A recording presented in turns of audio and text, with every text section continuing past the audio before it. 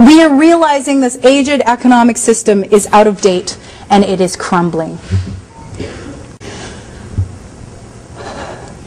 I'm so glad to be on this cross-campus tour because students, university students, are key to our transition to sustainability within a generation. Why are you key to this project? Well, first of all, your youth. And because of this, you have everything at stake. We will spend our entire adult lives in this new ecological situation.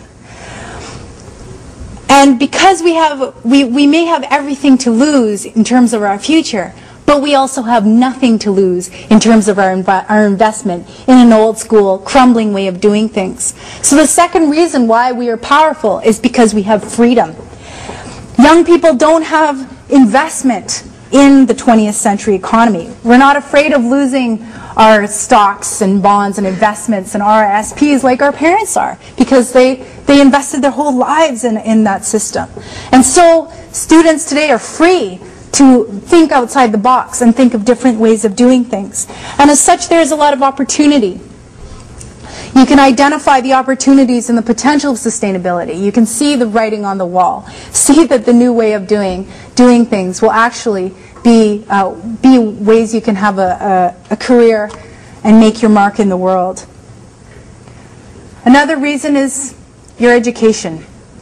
University students, you are essential to our society. Right now, your job is to become experts in our society and help our society and, in fact, our whole species to move forward in a progressive way. We here in this room are powerful. We are literate. We are educated. We speak English in a world where English is the most widely used language. We know how to use phones. We have phones. We know how to use computers. We have access to libraries through the internet. We have access to any information that we want. We live in a democratic country. We even live in a small democracy where we could actually even contact our elected leaders. We live in a tolerant society. We live in a society where women have equal rights. We've been born into a small part of the human community that does not face major challenges to our daily survival, where each one of us here has the opportunity to become a leader. So how do we do this?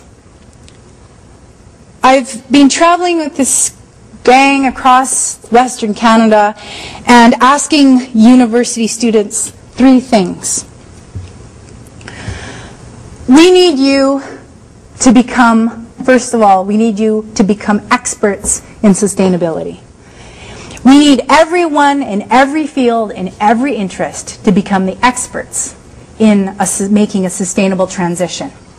So, economic students, we need you. We need you to figure out what a sustainable economy really looks like. We need you to look at the research that Bob Costanza, the University of Vermont, is doing with ecosystem services, and his conversation, his idea of hosting a new Bretton Woods. We need you to learn about Peter Victor's work at York University and the concept of his new book, The Limits of Growth. Biology, ecology students, we need you. We need you to figure out exactly what's happening out in the ecosystems.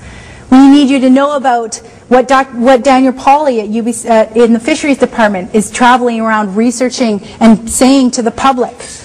Sociology, psychology, history students, we need you. We need you to analyze social movements throughout history and figure out what are the elements that promote social change.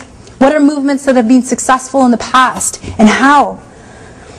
Chemists, we need you. We need you to know about the dead zones in our oceans.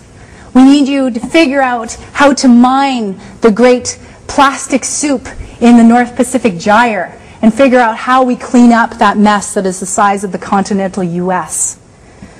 Engineers, we need you. We need you to find out what the best technology is. what Norway and Denmark have invested into in their renewable energy projects.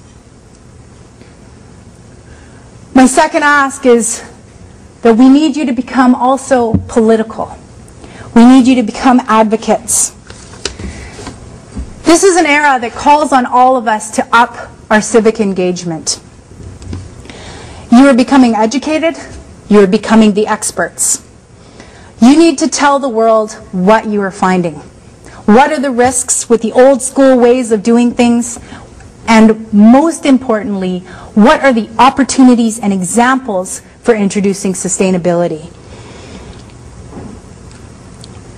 We have to get to the halls of power. We have to shift legislation. We have to ensure, demand that our governments make the sustainable shift. And part of the tour here is a push to get political, beginning with the petition that the Canadian Federation of Students is promoting. And I think one of the most exciting things about this tour is the partnership between unions, between students, and the environmental movement. Finally, my third ask of you is to use your generational power. And this is partially why I started off showing you a speech from so long ago. About 2 or 3 years ago, the speech that was given that I gave at Rio, it experienced a kind of resurgence in popularity through YouTube. I don't know how it got there, but it's out there on YouTube. It's in 4 different languages with subtitles, and it's receiving hundreds of thousands of hits. And I've been getting correspondence from people all over the world who want to know about the speech. They're so moved, they're forwarding it to everybody. Why? I think that the reason that people care so much about Rio is, in fact, the answer to the problems of intergenerational crime. And the answer is intergenerational love. Think about it. What is more powerful than a parent's love for their children? I mean, I'm sure you've heard from your families stories of sacrifice for children. What parents have done just for the future of their kids. They've moved across continents. They've left their families, left everything they've known for a better future. And because of intergenerational love, I think youth have an essential role to play in demanding a timeline to this transition to sustainability. You know how parents hate to be called on their hypocrisy, yet adults are influenced in a very profound way by their kids. And very often I get people coming up to me after a speech, and they come up to me and they say, oh, you know, the only reason I recycle, or the only reason I carpool, the only reason I buy organic is because my kid just won't let up. They're harassing me, and they're the reason why I do the right thing. And it's really cute because they're both, you know, kind of annoyed, but they're also really proud because they know their kids are forcing them to do the right thing. So I submit that a challenge from you to your parents is far more powerful than any doctor or scientist's recommendation, than any report that the UN releases. If we truly make the connection between intergenerational crime and our society's actions, if we leverage intergenerational love, I have to believe that our society will do the right thing. So you guys have to recruit your parents. Your parents are business people, they are lawyers, they're doctors, they're politicians, they're house mothers and fathers. These people are actually still the decision makers in our society.